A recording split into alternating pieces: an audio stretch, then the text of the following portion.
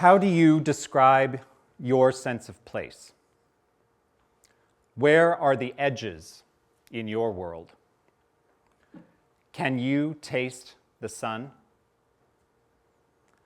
I paint a sense of place through paint. In a program note to Maria Arend-Fornes's play Mud, I read, "The possibility of being creative depends not on being shy with one's intimate self and not being fearful for one's personal standing.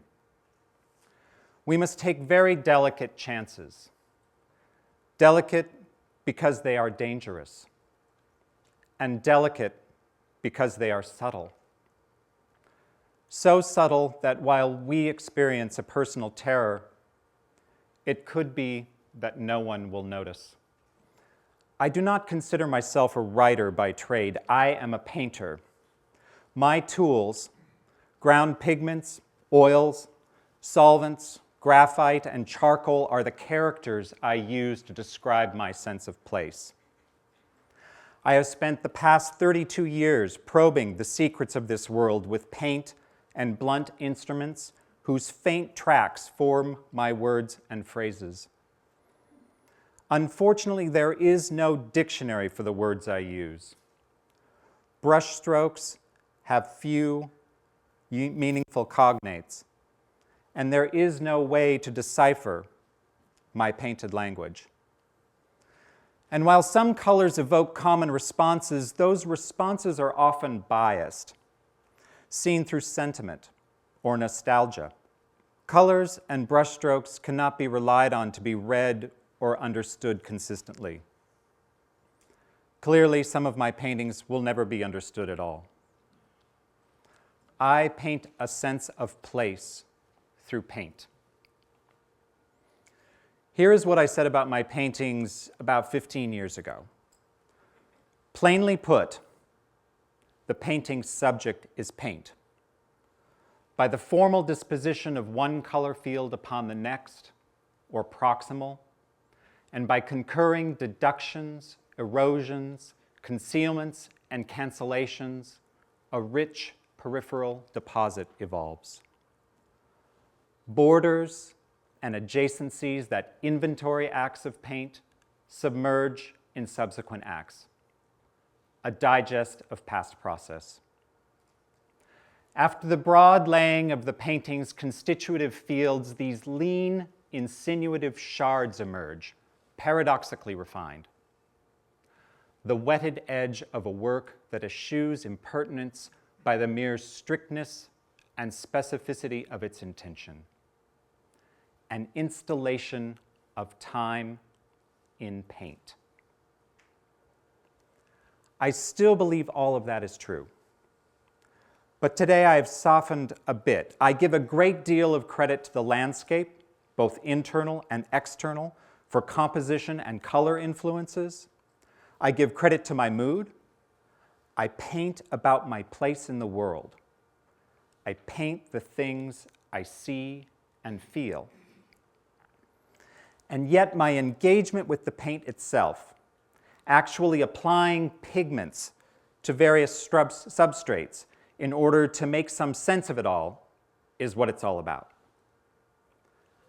I paint a sense of place through paint. The artist Paul Klee tells the artist to adapt himself to the contents of the paint box. Adapting yourself to the contents of the paint box, he said, is more important than nature and its study. The painter, in other words, does not fit the world to himself. He fits himself to the paint. Annie Dillard, in her essay, A Writer in the World, relays an amusing story. She writes, "A well-known writer got collared by a university student who asked, 'Do you think I could be a writer?' 'Well,' said the writer, I don't know. Do you like sentences?' The writer could see the student's amazement. 'Sentences? Do I like sentences?' Well, if he had liked sentences, he could have begun. painting is my vocation. I am a plodder. I love to work and rework a painting surface. I love the stuff of painting, the smell and feel of it, the tubes and cans, the brushes, the canvas, the paper, the carefully mitered corners of the stretcher bar, the thick, glossy graphite of an 8B pencil, the soft, crumbling line of vine charcoal. Is this paint too thick or too thin? How much turpentine? How much linseed oil? Where did this ochre pigment come from? Whose bones were carbonized to make this black?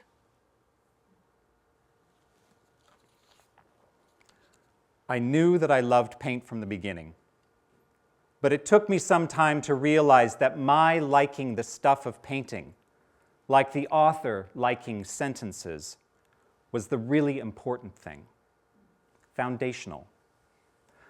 My explorations in paint, like the author fashioning the sentences of a short story, connecting words to illuminate our deepest probing, is the same as connecting the edges of a field of warm white or deep blue-gray pigment to 10 or 15 layers of varying shades of pink, green, or cool white on a substrate of stretched canvas, paper, or panel. Each of these forms of exploration, the short story and the painting, can connect us to a world of deeper understanding. I paint a sense of place through paint. I paint exclusively in my studio. I paint from memory. Sometimes I see something so moving, I know I'm not supposed to linger. See it and leave. I don't take a picture of it. I make a memory of it, trust it, and take it back to the studio. As a delivery device for understanding, painting is slow. Painting is a slow art form. The drips and splatters in my painting may suggest a force and quickness of motion and thought, but those moments are just intermittent bursts between long, intimate pauses. Setting the stage for those bursts of activity take time and contemplation. I trust intuition. I employ chance. And I trust my memory. Those bursts of painting are a response to silence. Henry David Thoreau urged us more than a century and a half ago to pay attention to silence. He writes, "There are many fine things which we cannot say if we have to shout." He also said, "I wish to hear the silence of the night, for the silence is something positive and to be heard." It's difficult to think of silence as something positive and to be heard in a culture that wants to fill every moment with distraction, where screaming passes for substance, and a human train wreck is entertainment. Painting mandates that we engage if we are to receive its gifts. It requires us to look and accept it in silence and allow its gifts to slowly unfold. I choose my colors carefully, or perhaps they choose me. I have not made friends with some colors. I'm not sure if I just haven't found the right painting for them, or if perhaps they are the wrong words, the wrong characters, colors that I would never use because they are vulgar or hurtful.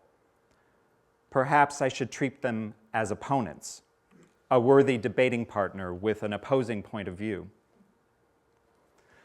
When I begin a painting, I start with large fields of rich, saturated color. They are hot, vibrant colors. The colors are close to their original chroma and tint directly from the tube. As the painting evolves, each subsequent layer is a direct response to the previous layer. As the composition of the painting begins to emerge, the colors become more muted and personal. They begin to relate more to the memory I'm trying to portray. The underpainting recedes. Oftentimes, there is just a small edge, a shard of color remaining, where two or more edges converge. The edges are where it all happens, where the past and present collide and exist together for a brief moment. Sometimes a color field is completely obscured, but that doesn't negate the color's influence. The color field still exists. It is still an integral part of the painting, with all its power and meaning still intact. I think that is one of the things I like most about painting, that unlike writing or moving pictures, the editing I do in a painting is still part of the painting. All of the process is there. The experience of the painting remains whole and connected. The artist Philip Guston says, a painter has two choices. He paints the world or himself. And I think the best painting that's done here is when the artist paints himself in this environment, in this total situation. I paint a sense of place through paint. For many years, I made a living in fine dining. When I was working in Napa Valley, one of my jobs was to judge a wine's typicity and evaluate its expression of terroir. Terroir is a wine term used to describe the wine's ability to express its sense of place. In other words, it's the wine's ability to communicate where it came from. How much sunlight did it receive? How much rain? Was there wind? When a wine has expressive terroir, you can taste the composition of the soil. You can taste the minerals and rocks in which the roots were entangled. You can taste the herbs and wildflowers that grow nearby. You can taste the sun. Terroir is that weird intersection of the known and unknowable, where sunlight becomes flavor, wind becomes texture, and minerals become scent. In the best of circumstances, a wine can express many things. In the hands of a master vintner, it can express an unnameable quality that is ethereal, inexplicable. You can't describe it. You just know it. I left that life of fine dining in order to focus on the daily practice of painting. I had to give up the job, but I have not given up the search for terroir, the search for that unnameable quality, that weird intersection where the known and unknowable live. I just paint about it now. I look for the sublime in places where great thoughts aren't rumored to happen. I'm not looking for truth or accuracy. I'm looking for contact and connection. I paint a sense of place through paint. How do you describe your sense of place? Where are the edges in your world? Can you taste the sun? Thank you.